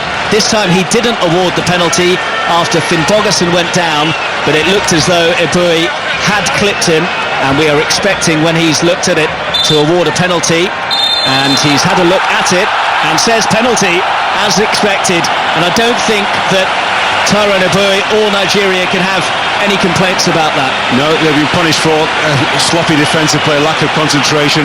First of all, Kenneth Omura's got the opportunity to actually clear his lines properly, and then there's no determined effort from Eboué to get it across the face of the Norwegian player. If he does, and even if it's a 50-50 challenge, shoulder to shoulder, 9 times out of 10 the defenders will get that pointed going forward in their favour. I'll tell you how confident Gylfi Sigurdsson was that was a penalty. He was already stood on the penalty spot when the referee went to have a look at the review. So when the award was made, Sigurdsson was in place already with the ball down, and he was just waiting for the confirmation that he knew was coming. So Francis Azo, the 19-year-old goalkeeper for Nigeria, trying his best, as you see goalkeepers always trying to do, to get inside the head of the taker. Of course, famously, the Icelandic goalkeeper Halldórsson saved from Lionel Messi in Iceland's opening group game. Can Gylfi Sigurdsson give Iceland hope with 8 or so minutes of normal time left to play? The pressure on Gylfi Sigurdsson, It's going to be a short run-up from the Everton man, only a few steps. Composes himself, and Sigurdsson sends it over the top. It's a horrific penalty from Gylfi Sigurdsson, well over the crossbar, and as the ball disappears into the stands, surely Iceland's hopes of getting anything from the game disappear as well. Wow, I did not see that coming from Gylfi Sigurdsson. I was actually thinking, which way is he going to send this? I've seen him place him to the right, the goalkeeper's left. In the end, he goes to the left, but more importantly, for everybody concerned, both Nigerians and Icelanders, that one sails over the crossbar. What a great opportunity to get his nation back into the game, not taken. Surely that's the last chance. Iceland's key man, their superstar, their poster boy, Gylfi Sigurdsson, sends a penalty over the top, and perhaps has a bit of a feeling of how Lionel Messi might have been feeling after the opening game between Argentina and Iceland. They would have still been a goal behind, but they would have had hope, and it remains 2-0 to Nigeria. It would have led to a nerve-wracking last 7 or 8 minutes. So what a way to deflate your team and a whole nation. Gylfi Sigurdsson missing a penalty, sending it over the bar, which means the two Ahmed Musa goals have Nigeria still 2-0 in front, and Musa on a hat-trick, charging towards the edge of the penalty area, left-hand side of it, offloaded for the hit from distance, I think by Kelechi Iheanacho, that just drifts wide of the post. Disappointing finish from Iheanacho. He struggled really to get himself involved in the game at all in the second half. Don't blame him for taking on the shot, but deceived the goalkeeper. He's moving to his right, plays to the left. That's actually his last action of tonight's game. Yeah, Kelechi Iheanacho is being withdrawn, and Odion Igalo, who has dropped to the bench today, the former Watford striker, who has had a wretched scoring run for Nigeria. He's failed to score in his last 7 games for his country, having had a pretty good record when he was playing up front for Watford in the Premier League. He is on for Kelechi Iheanacho, but it's not about attacking now for Nigeria, simply defending what they've got with a shade over 5 minutes remaining, and the Super Eagles leading by 2-0. Well, no bad thing actually to have fresh legs in the final third. The impetus and the force has been with Nigeria for all of the second half. We can maintain that speed and ability to keep pressing Iceland backwards, and of course there will be more opportunities. And Igalo tends to play a lot better when he has that forward alongside him, preferably a more physical presence. But with Nigeria in a very comfortable position, it's an opportunity to get another striker involved, an opportunity to get himself a goal and to raise the confidence of the team even more so going forward in the final third. Nigerian fans with their own take on the thunderclap. It's a slightly quicker and more energetic version of the Icelandic edition, shall we say. A bit more rhythmic, you'd say, as well. A few hips swaying. I can just imagine you performing it, Efan, and performing it superbly, I'm sure.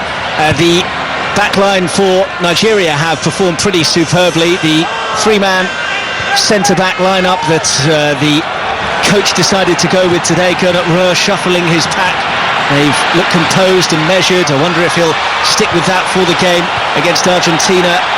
Defending to do here for not just the trio of centre-backs, but all of the Nigerian backline, and they've got 7 men back behind the ball to defend this, so when Sarversson's cross comes in, it's easily cleared away, and now it's picked up by Odion Igalo, and he just needs to be sensible here and keep the ball, which he does, and plays it just over halfway to Tara Nabui, who'll be a relieved man, having conceded the penalty for the challenge on Finn Bogason. And now Igalo with a quick turn of pace to get away from his man. He's into the area, the angle was tight, and he overran the ball, and Hannes Halldórsson came scampering out to smother at his feet. Well, that was a good chance just to try and cut across the defender, just as Ahmed Musa did for the second goal. A little bit sluggish there, Odion Igalo. And also the touch, especially the second one, was just that little bit too heavy. It's going to be a third and final change for Iceland, and Skulason for the skipper Aron Gunnarsson, who kicks a bottle in frustration as he makes his way off the pitch and then utters a few unmentionables to the sky. His captain's armband transferred to Gylfi Sigurdsson, who will be desperate to make amends in Iceland's final group game. They won't be out of it They will be reliant, though, on other results, namely Nigeria's against Argentina. The table will show Croatia on 6 points, Nigeria on 3, Iceland and Argentina both on 1. Unless there could be a comeback here, and it's a fizzed shot low from 6 yards out by Alfred Finnbogason, which was parried by Francis Azou. And again, promising position, but not much conviction about the finish, as we saw from Sigurdsson in the first half. It was a wide angle, the pass was just actually a little bit overhit for him. Wasn't a smart goalkeeping actually from Francis Azou. Should have been really wrapping that one up. Nigeria were able to clean things up in the end. Once again, the back three, somebody always there to tidy up any kind of mess. To be honest, they defended the second ball superbly well, Nigeria's. As good a defensive display actually as I've seen in the World Cup, or indeed even Nations Cup level, Nigeria for many a year. Well, I make that the first effort on target that we've seen from Iceland in the second half, because obviously Sigurdsson put his penalty over the top of the bar, which says a lot about Iceland going forwards, but also, as you mentioned, Nigeria's backline. And Nigeria's forward line now looking to add to the scoreline. Ahmed Musa hunting around outside the penalty area, but the rebound favours Iceland, and the ball finds Halldórsson, who smashes his clearance up towards the halfway line. It's going to come back with interest, though. Wilfred Ndidi on the charge and letting fly from about 25 yards out, straight into Ingerson, though, and Iceland have defending to do again. Victor Moses on the right wing, and they just need to be sensible here, keep possession. That's exactly what they're doing, going nowhere fast. Nigeria on the halfway line, and John Obi Mikel sends it all the way back to the goalkeeper, and Azou will smash this away, putting his boot firmly behind it. I think I can now look ahead, Mark, to the final game, Nigeria against Argentina, with Nigeria being in that advantageous position where Argentina desperate to rescue what's been a poor World Cup so far, needing to really force the issue. And that will give Nigeria the opportunity to play counter-attacking football, as they can do pretty well. They have done in the second half. In fact, they've dominated proceedings, not had to be so effective on the counter. And a real occasion awaits Gunnar Rohr and the Super Eagles. Well, they face Argentina in St. Petersburg on Tuesday the 26th at 7 o'clock. Obviously, the Iceland-Croatia game in Rostov kicks off at the same time. Iceland did beat Croatia en route to topping their qualifying group, so they have that to give them some belief going into that one. And Nigeria also beat Argentina in a friendly in November as well, which is something they can latch onto as they make another change, solely to run down the clock here, you would have thought. And the man going off is Tebo, and the man coming on is Iwobi, who was left out of the starting lineup today, but comes on for a late cameo. A good performance from Tebo in the middle of the park. Unsung heroes, really. Not mention him too often, himself and Obi Mikel. Indeed, he's probably the one who's seen more of the ball. I think certainly been more effective going forward and supported the front players pretty well so far this evening. Well, this game has still 6 minutes left to play of stoppage time now that we have just entered.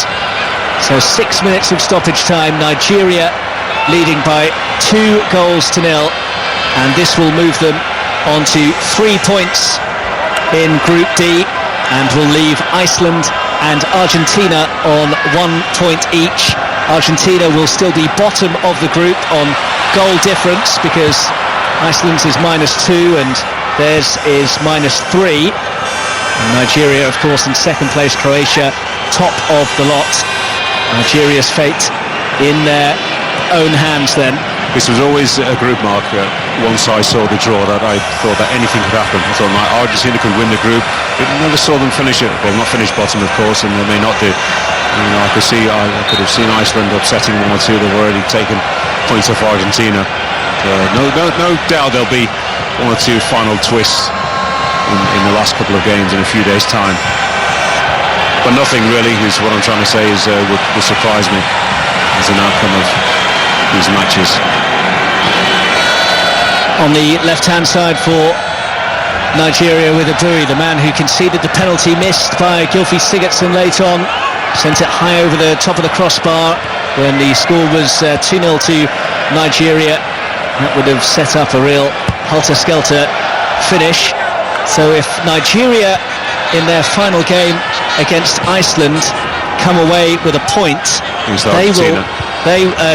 Argentina, they will go through, because Iceland will only be able to get to 4 points themselves, and by virtue of the head-to-head record, Nigeria would finish above them. So a point would do against Argentina, whereas Argentina have to win that one to have any chance whatsoever, and then it's down to whether or not Iceland can beat Croatia, and goal difference could come into play there. So plenty of abacuses to get out. The thing that Nigeria need to be concerned about is that a point against Argentina would send them through to the knockout stage. If they can hold on here with only 3 minutes of stoppage time to play and a 2-0 advantage against Iceland, and Victor Moses back in his own area by the penalty spot, just smashes away a speculative clearance. John Mikel just limping away from that last attack from Iceland. I hope he's not pulled his hamstring, since he'll be holding the back of his leg. A clean sheet as well, I think, Mark, as well, would be a just reward for what's been a good defensive play from Nigeria. Well marshalled from Ndidi and Mikel in particular. As I've already mentioned, I've given him a special mention of back three. Trustekon, Balogun and Kenneth Omero, and the goalkeeper as well. There's not too much to do. In fact, pretty much nothing in the second half. All round, I think Gunnar Rowe will be very, very happy with the way his side has played today. Well, John Obi Mikel is down, and it's that classic cramp that always seems to strike the team in front when we're in stoppage time, which is going to eat up a few more seconds. Gives me a chance to tell you about a huge weekend of sport that we have for you. Over 40 hours of live action across 5 Live and Sports Extra this weekend. 6 World Cup commentaries, with one of them, of course, England against Panama on Sunday. Also the 3rd Rugby Union Test between South Africa and England, the 5th ODI between Australia and England, as well as the French Grand Prix. All of the details and the coverage can be found on the BBC Sport website and app. And we're not done for you on Friday yet either. We have one more World Cup commentary to come for you at 7 o'clock. It's Serbia against Switzerland. Alistair Bruce-Ball and Phil Neville will bring you all the action from that. And of course, your World Cup updates come courtesy of the World Cup Daily podcast, which is still neck and neck with Love Island at the top of the podcast charts. You can help edge it ahead by subscribing. Today's one featured the reaction of Pablo Zabaleta to Argentina's capitulation to Croatia, as John Obi Mikel just hobbles off the pitch, and play is about to be restarted. But having hobbled off, he's now quickly asking to be able to come back on. He was holding his hand actually as he went off on the far side as he played the ball to Victor Moses, and he went down as if he was holding the back of his leg. Seems to be struggling a bit with the back of his leg. Still holding his wrist, John Obi Mikel. Not sure where he would have picked up that injury. So just to reiterate that a point would be good enough in the final game for Nigeria against Argentina to send them through and send Argentina out, of course. If Argentina win that one, as they have to, they would still be dependent on what happens between Iceland and Croatia in the other final game in Group D. So both matches with a huge amount riding on them, and both of those fixtures on Tuesday the 26th at 7 o'clock. Which is just the way we like it, isn't it? Going into the last game. We don't like dead rubbers, do we? Of course, I know. So to have 4 teams still believing that they can get through to the round of 16 is fantastic. And Nigeria are believing that they can add to the scoreline here, with Odion Ighalo holding the ball up inside the penalty area. And now it's Iwobi trying to shape to get the shot in, just charged down in the end and away for a throw to Nigeria. But we have played the 6 minutes of stoppage time now, so it is just a case of getting the ball back into play and the whistle going. Some very, very stern faces amongst the Iceland players. They knew this was a really good opportunity for them, one that hasn't been taken, but one that has been fully grasped by Nigeria. They have won by 2 goals to 0, and it means that a point would be enough in their final game to send the Super Eagles through to the knockout stage. Huge celebrations from the Nigerians, and their second half performance fully merited it. Absolutely no question mark. A brilliant display today from the Super Eagles. They finally landed. Super show in the second half, especially from Ahmed Musa. Great composure, speed, technique, and that confidence about himself to finish, to really put Iceland to the sword. They played well in the first half, weren't able to match Nigeria. The intensity, the speed of the counter-attack especially, and the skill and technique in the final third. And when you're not able to trouble the Nigerian goalkeeper throughout that second 45 minutes, then you can't really have too many complaints.